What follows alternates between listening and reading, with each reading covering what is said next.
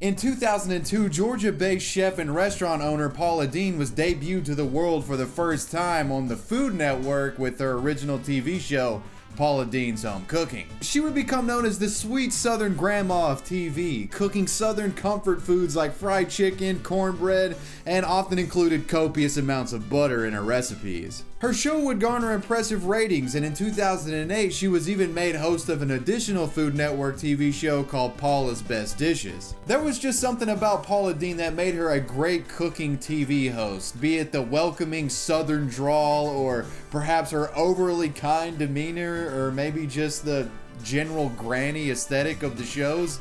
I don't know, she just worked. In many viewers' eyes, Paula Deen could do no wrong. However, eventually the veil would be pulled back to reveal the seemingly innocent grandma had a bit of a dark side, resulting in one of the most bizarre cancelings in pop culture history. Yeah, that's right guys, Paula Deen got canceled for a little bit, and it was a situation similar to the Dog the Bounty Hunter situation.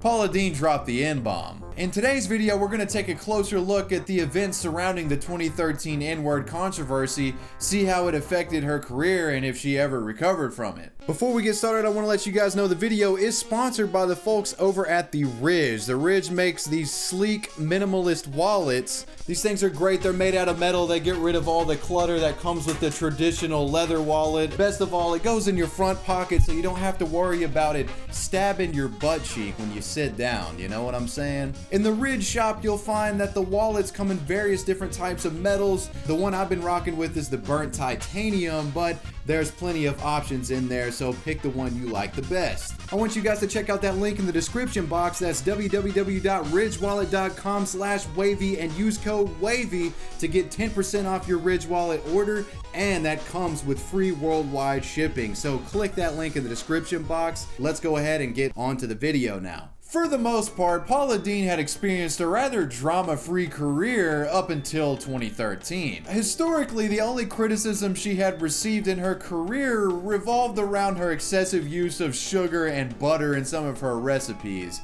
But this recipe is going to work nicely with this yellow butter. Now, I've used about 20 or 25 sticks of butter.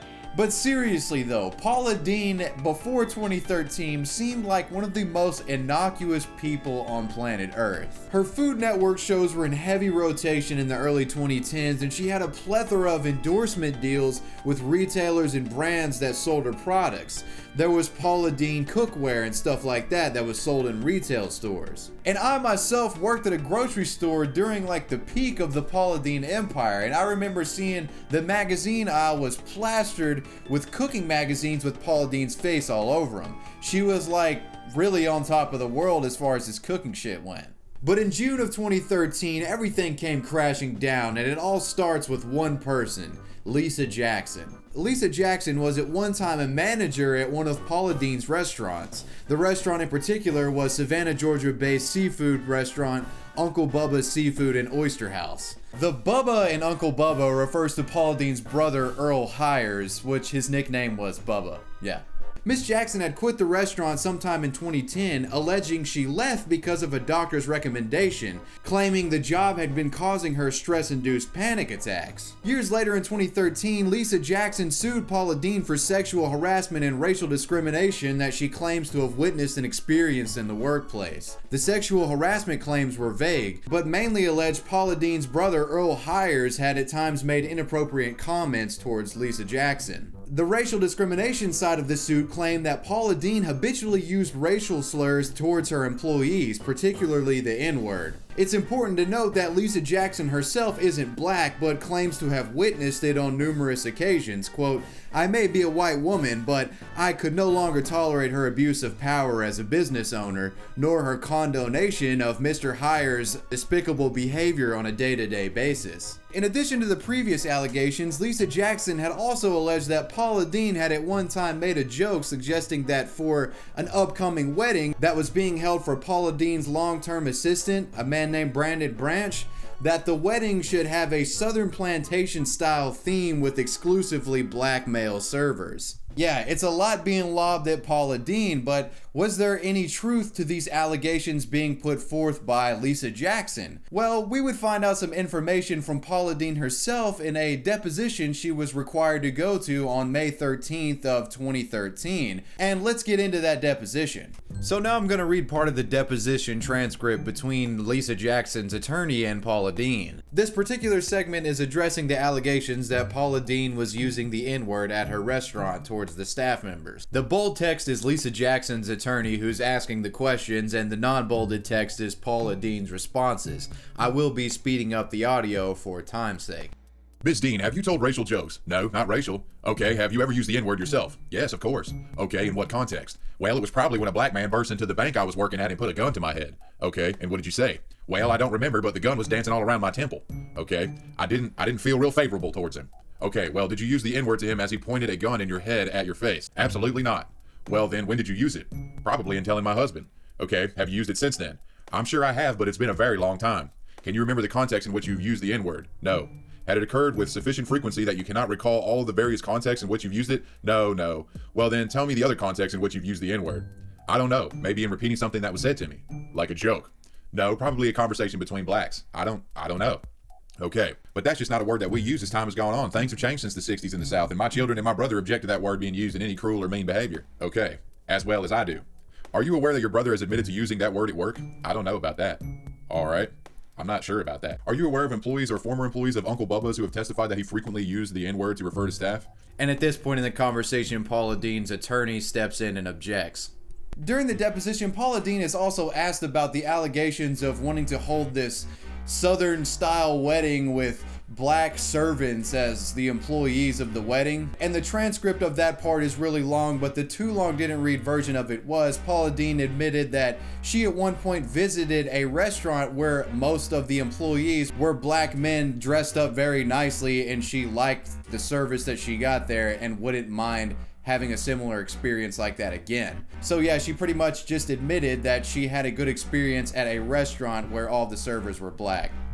Take it as you wish. So in general, I have to admit that Paula Deen did a pretty decent job defending herself during this deposition, but it was completely over for her as soon as she admitted outright that she had at one point said the N-word, regardless of context. I say this because this admission was all the media needed for headlines. And once this transcript went public in June of 2013, the headline "Paula Deen admits using racial slur" was all over cable news and tabloids across the US. The controversy would result in Paula Deen losing practically all of her major endorsement deals and sponsors. Some of these included huge names like Walmart, QVC, Smithfield Foods, Target, JCPenney, Sears, and Kmart.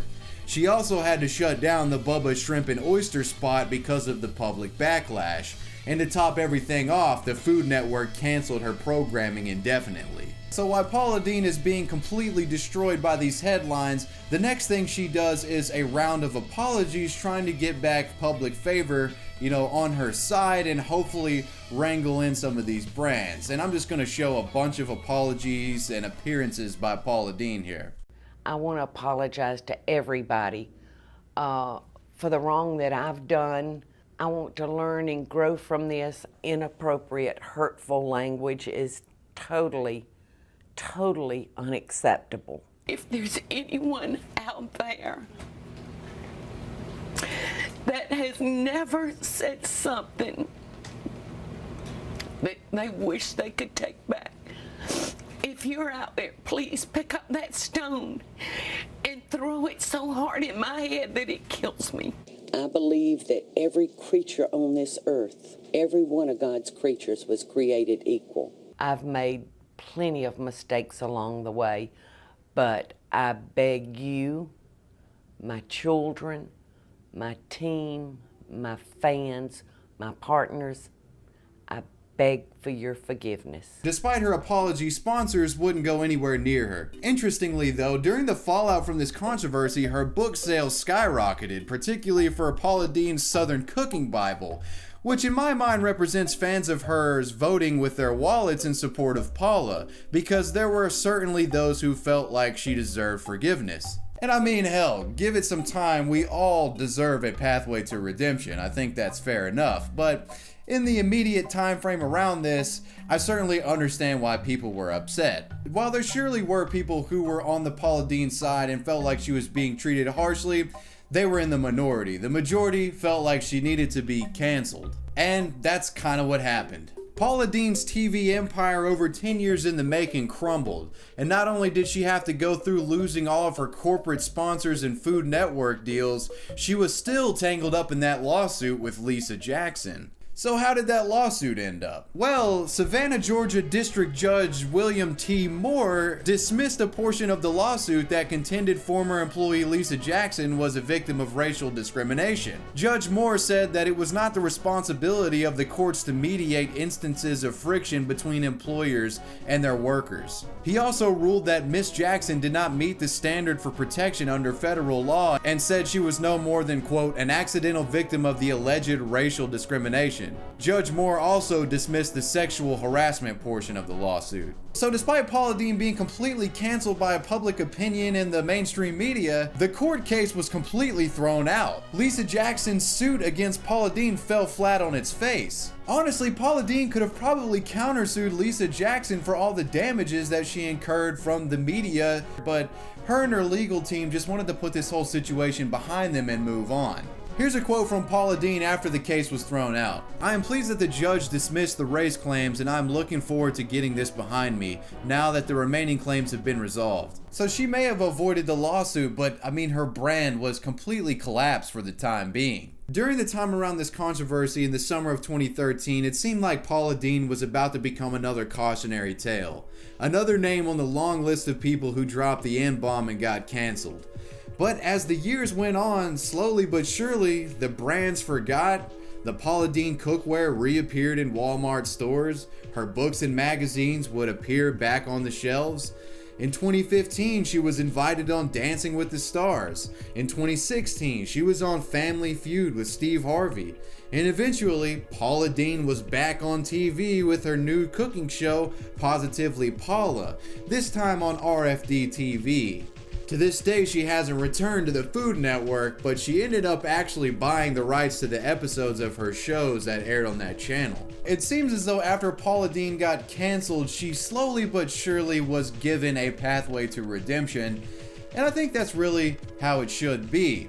She'll never reach the heights of her TV network empire that she had back in the early 2010s, but at least for her, she's able to exist in the realm of entertainment after getting exposed on such a touchy subject. But what do you guys think about the Paula Deen situation? Do you feel like she got her just desserts, or do you feel like she was treated unfairly?